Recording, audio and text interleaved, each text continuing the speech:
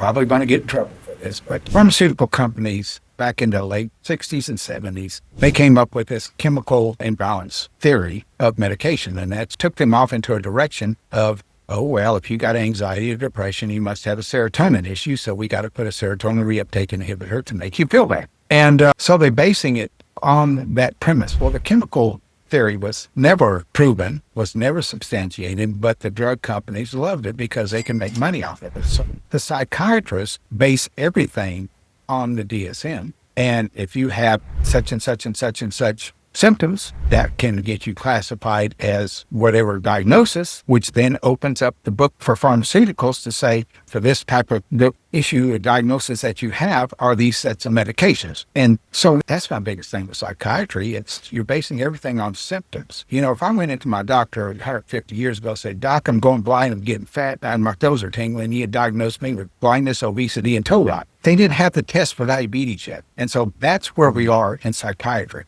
We're not looking at the brain yet, and that's my last paper in 2024 was we got to look at the organ we're trying to treat, because I've identified the 4 primary reasons why medications fail and psychiatric medications fail. And then if you know why they fail, you can know what to do. I'm the only one that's ever studied why medications fail. Try to find another article outside of mine. It was in 2014 when I wrote the initial study on 379, this one's on 1,233. And it makes total sense. So we're not looking at the organ. Why does it fail? You know, why do people have bad side effects? And my simple paper, I wrote my 14-year investment of time paper, it's pretty obvious that you can see if a psychiatrist had this on all refractory cases, on all cases that failed multiple defensive medications, at least they would have some answer to why their prior medications that went according to Big Pharma should have worked and didn't work. And so that's the big thing. And that's why I try to help in all these cases, stay in my lane. I'm not a psychiatrist. I'm not an MD. It's an interesting thing about the medications, and I really wish we could get this out there. I got a copy sent to RFK through a mutual friend, and hopefully we can try to get more evidence-based prescribing than basically prescribing by symptoms. And we need to know that prescribing by symptoms, 20 to 25% effectiveness, maybe 30, and that commercial, when your antidepressant doesn't work, just add Abilify. Stick an antipsychotic on top of somebody without even know why the antidepressant didn't work, that doesn't even make logical sense. They sell more money. Medication failure is how they make their profit. So they've known we could do better with targeting the medication, but if they target medication better, they sell less medication. So there goes the problem. So it's Big Pharma's way to keep us ill. They don't want to cure anything. They just want to keep us ill. That's why they hate hyperbaric medicine. That's why they hate neurofeedback. That's why they hate photobiomodulation modulation. And you mentioned, obviously, there's like the big pharmacological industry that's kind of going against the grain with this stuff. Why do you think that gap exists there? I'm shocked at how few of my friends who've been diagnosed with various issues or conditions have ever heard of an EEG even. What do you think we have to do to actually get to that point where it's something that is a form of established regular science to actually be looking at and measuring the brain? The big issue we have initially is we had no funding to do neurofeedback research.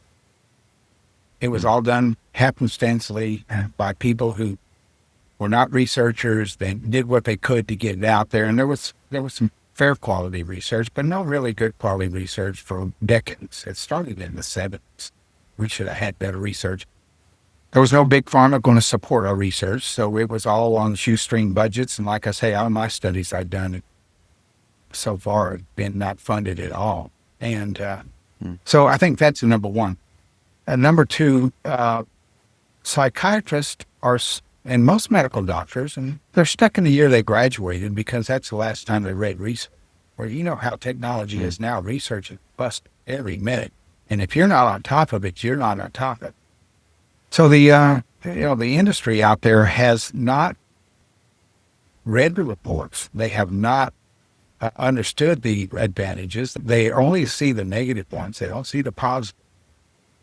And yet there's so much we can do but because it's not in their wheelhouse. Now, me trying to get into an American Psychiatric Association, do a presentation, even when I got a neurologist with me, very tough.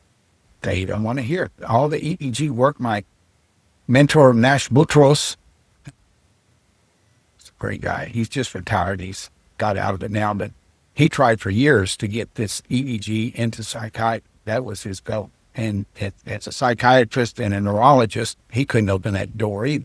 And so we have a lot of mainstream psychiatrists and even psychologists and that just don't know enough about it, don't believe in it, think it's still voodoo medicine. It came out in the 70s when it got wrapped up with pop psychiatry or psychology and discounted immediately as voodoo medicine. So it's, we're fighting a hard battle. I feel sorry that I can't offer services to the areas that really need it. I've tried to get into the state to work with CPS to help them with guiding medications, and I would teach them. I tried to get into the VA to set up a study to show how we could improve their outcomes by using EEG, QEEG analysis for medication. And they weren't interested, or they wanted to give me a job. I said, I want to give this away. I'm not going to charge you. I just want to help you set up a program so you could test these things and should see. And so the big bureaucracies, it's just, you can't break into them. It's just mainstay. It's the way it has been. Thankfully, I think RFK is up there trying to shake them up and see more evidence-based than just symptoms-based prescribing going on. But we'll see. But my job, my goal, my life, since I got into this field, was to bring science into psychiatry. Hard science. That's why it's called the soft science, because it's all based on symptoms. It's all based on what you tell them.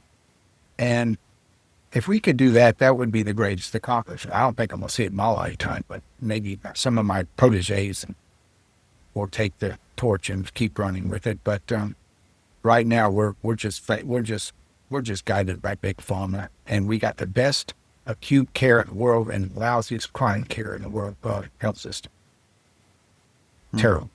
Yeah.